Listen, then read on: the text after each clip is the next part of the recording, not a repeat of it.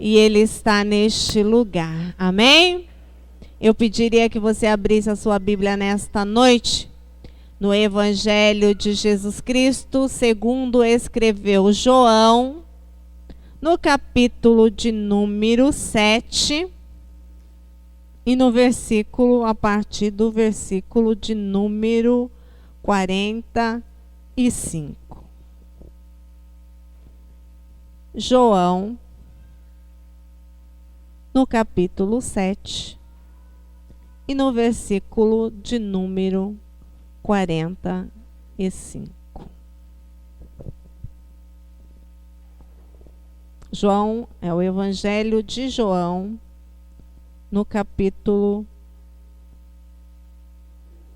de número 7 e no versículo de número 45.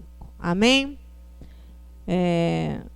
Diz assim: voltaram, pois, os guardas à presença dos principais sacerdotes e fariseus, e estes lhes perguntaram: por que não o trouxeste? Responderam eles: jamais alguém falou como este homem. Então os guardas, eles voltaram a quem os tinham enviado, os sacerdotes, os principais, os fariseus, os judeus. Eles haviam dado ordens para que os guardas fossem buscar Jesus e o trouxessem preso. E eles foram até lá. E quando eles chegaram até onde Jesus estava, ele estava discursando como sempre. Ele estava palestrando como sempre. Ele estava ensinando como sempre. E um dos ensinos dele, uma das palavras dele, quando os guardas chegaram lá, Jesus ele estava falando, ele estava relatando, ele estava ensinando que ele era a fonte da água viva. E esses guardas, eles se surpreenderam. Ao longo da história, nós ouvimos falar de muitos, inúmeros líderes, grandes líderes mundiais que conseguem arrastar enormes multidões. Homens que na história, eles são lembrados pela sua militância, pela sua capacidade, pela sua eloquência. Um deles eu gostaria de falar um pouquinho nessa noite. Eu creio que a maioria aqui conhece o ativista, né? Um pastor americano, negro, chamado Martin Luther King. Ele era um pastor batista dos Estados Unidos. Ele era PhD em teologia. Ele era sociólogo. E ele se envolveu politicamente, ele se tornou um ativista político em favor da causa dos negros. Primeiro, uma coisa interessante, ele era um negro, né? Então, ele estava nessa luta, ele ficou engajado, e nós temos muitas frases que ele falou e que ficou na história. Por exemplo, a frase mais famosa de Martin Luther King, que serve até como tema de muitos sermões, alguém sabe? Não? I have a dream. Quem conhece essa frase? I have a dream. Ele dizia essa frase, foi a que moveu, que levou as passeatas, as marchas dele. Eu tenho um sonho. Então é uma frase motivacional. É uma frase que toca você.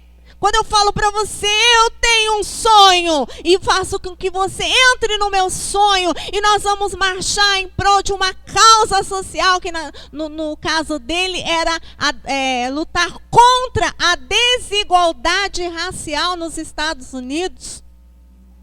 Ele foi E essa primeira marcha dele aconteceu em 1960. Muitos aqui nem tinham nascido ainda. Como eu, por exemplo, eu não tinha nascido ainda. Eu não sou tão velha. Ele foi o Nobel da Paz em 1964. Ele ganhou o prêmio por essa luta, por esse engajamento dele em favor dos negros e contra a desigualdade racial.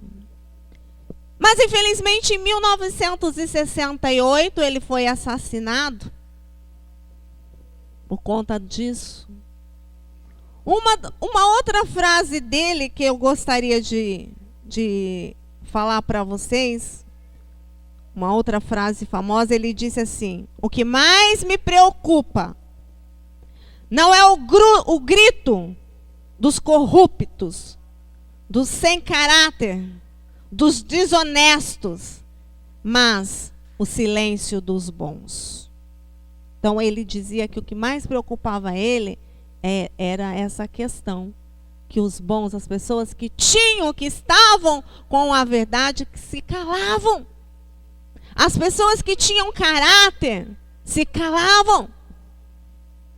E as pessoas sem o caráter, sem uma vida digna, falavam alto. E isso continua até os dias de hoje. Quantas vezes nós vemos isso aí, né? As pessoas falam as maiores mentiras, principalmente na época de eleição. E eu fico assim, às vezes, indignada, e eu falo assim, meu Deus, eles realmente pensam que nós somos burros.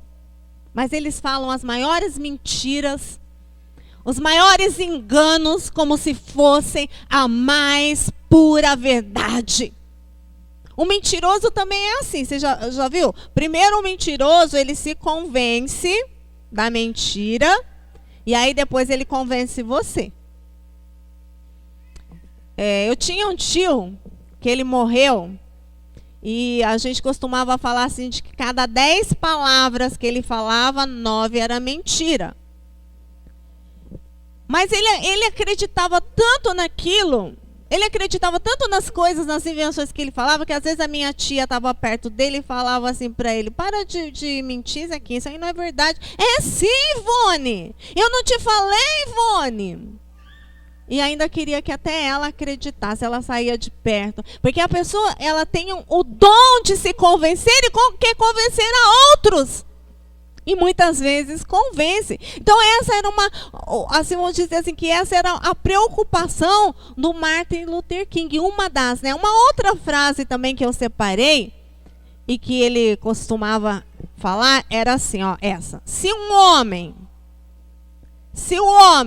homem genérico, não descobriu algo por que morrer, ele não está preparado para viver.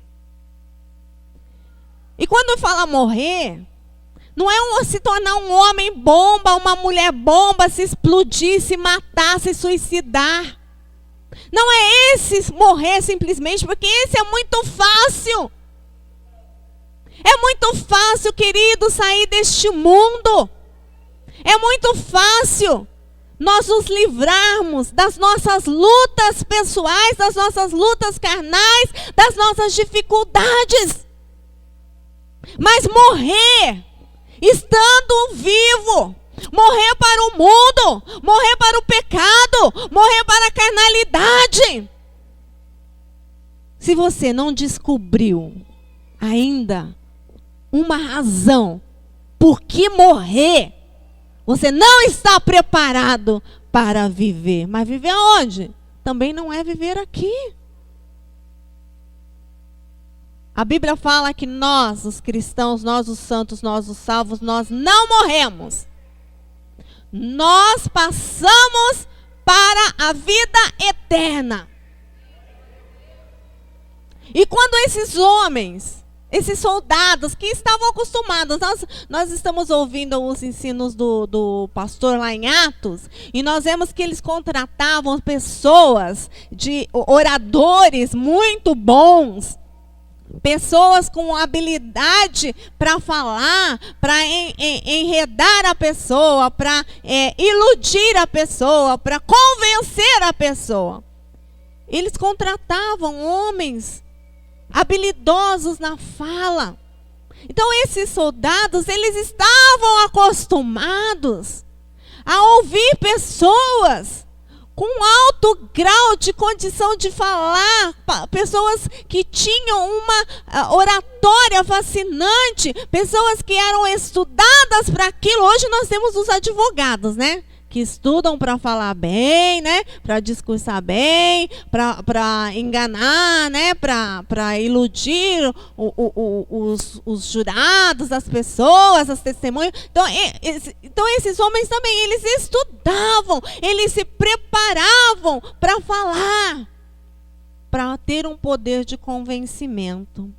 E esses homens, esses soldados que já estavam acostumados com isso, quando eles vão lá e eles se deparam com o ensino de Jesus, eles se deparam com as palavras de Jesus, eles olham para Jesus, e Jesus, ele não tinha um alto grau de instrução acadêmico. Jesus estava ali discursando e falando sobre ser a água, a fonte da água. Ele dizia assim que a pessoa que cresce nele, um rio de água viva fluiria da pessoa.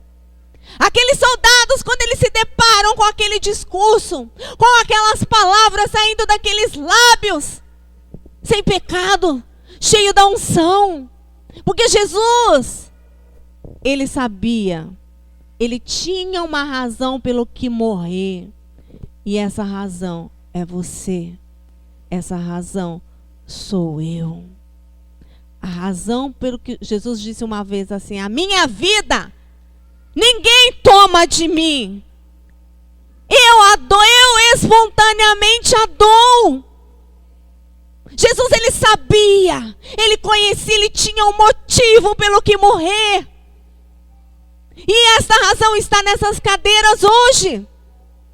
Foi por você que ele disse: eu dou a minha vida espontaneamente. Ele não fazia um discurso, queridos, em causa própria, como Martin Luther King.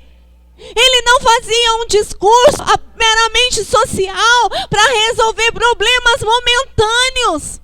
O discurso de Jesus era para a vida eterna. Tudo que ele falava estava motivado, estava relacionado à vida eterna, à salvação. As palavras de Jesus, porque nunca ninguém falou como este homem. Porque Martin Luther King, alguns políticos brasileiros fora do Brasil falam, dialogam, falam coisas bonitas, fazem um discurso político, um discurso social em causa própria. Jesus não precisava ter descido até aqui. Jesus não precisava ter morrido na cruz. A causa não era dele, a causa era sua. Nós merecíamos morrer. Nós deveríamos receber o salário, que era o salário do pecado. Nós pecamos e merecíamos morrer. Jesus, ele disse que para a mulher adúltera: vá e não peques mais, vá em paz. Jesus disse para o Zaqueu, quando Jesus teve um encontro com Zaqueu, Jesus olhou para ele e disse: hoje chegou salvação a esta casa. Jesus tinha palavras de salvação.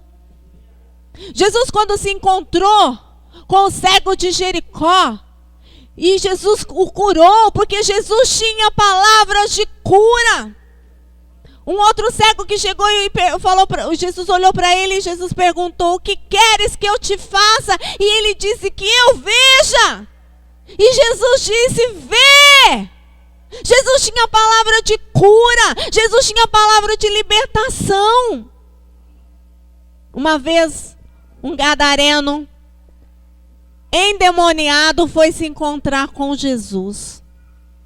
E assim que aquele gadareno viu Jesus, ele começou a rolar no chão. E os demônios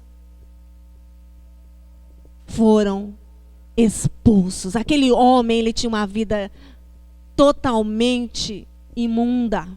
Ele vivia nos cemitérios, comendo o resto de cadáver. Eu acho que aqui ninguém consegue imaginar o que é isso.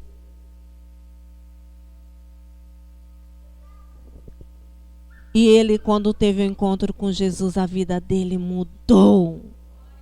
Porque Jesus nunca, ninguém falou como ele. Esses soldados, ao se depararem, não conseguiram lançar mão das suas algemas, não conseguiram lançar mão da espada, não conseguiram lançar mão das suas cordas, da sua autoridade policial e arrastá-lo. Porque ele disse: ninguém toma minha vida, eu espontaneamente a dou. Por isso que na hora que ele disse, ainda não é chegada a hora, ele sabia a hora que ele ia entregar a vida dele. Nunca ninguém falou como este homem. Por quê? Porque ele tinha comunhão com Deus, porque ele tinha a presença de Deus, porque ele buscava, ele vivia em oração, ele vivia em comunhão, ele vivia em intimidade com Deus. Às vezes eu fico pensando, né, que algumas pessoas às vezes abandonam a fé cristã. Algumas pessoas desistem do caminho porque não conheceram Jesus na totalidade. Porque quando nós conhecemos Ele, é impossível. É impossível querer nos afastar dEle para viver uma vida desregrada novamente. Para viver uma vida longe do conforto do Senhor, longe da presença do Senhor. Me perdoem aqueles que um dia se afastaram, que estão no nosso meio. Não é para você especificamente essa fala, mas a Bíblia diz assim, que quando nós abandonamos a fé, quando nós nos afastamos de Deus, nós somos como cão que volta ao vômito e come.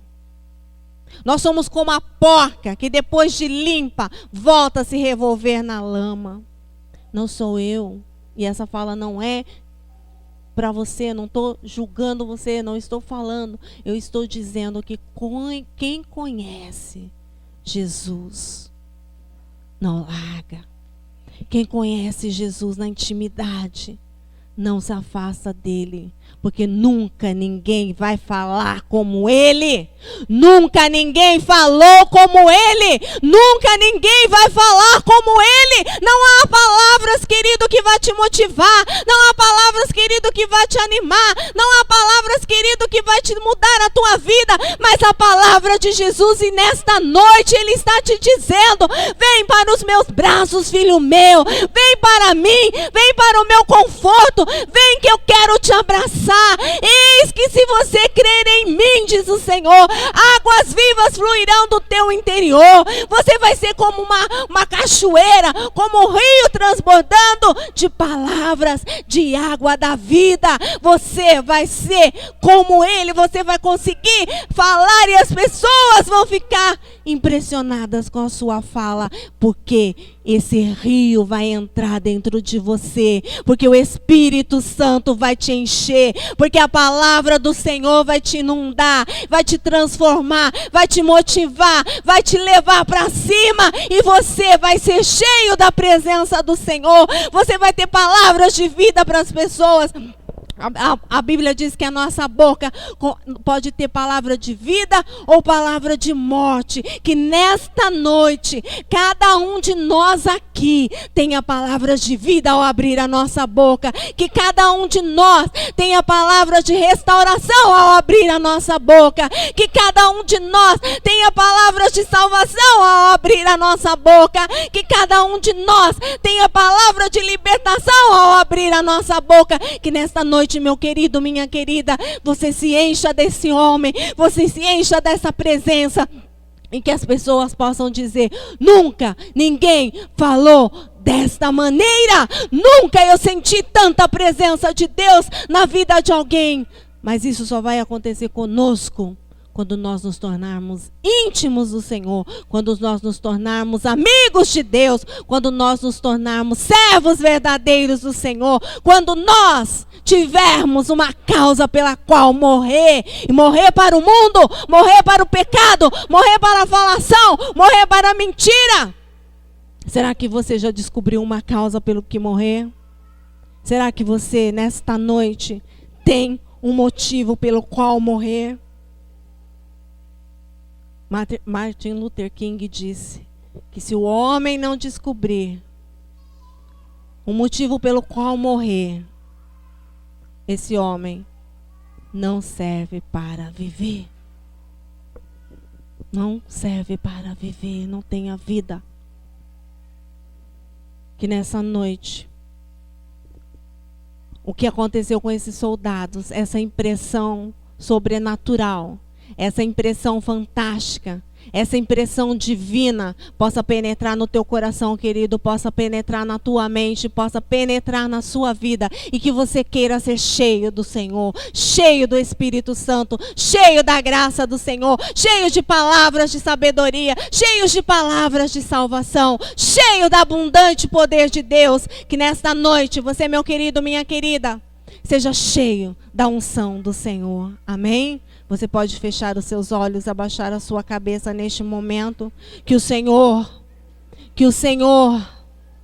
possa encher a tua vida. Que o Senhor, que essas palavras possam penetrar. Que você seja um recipiente onde Ele possa transbordar a sua água. Que você flua como um rio nesta noite.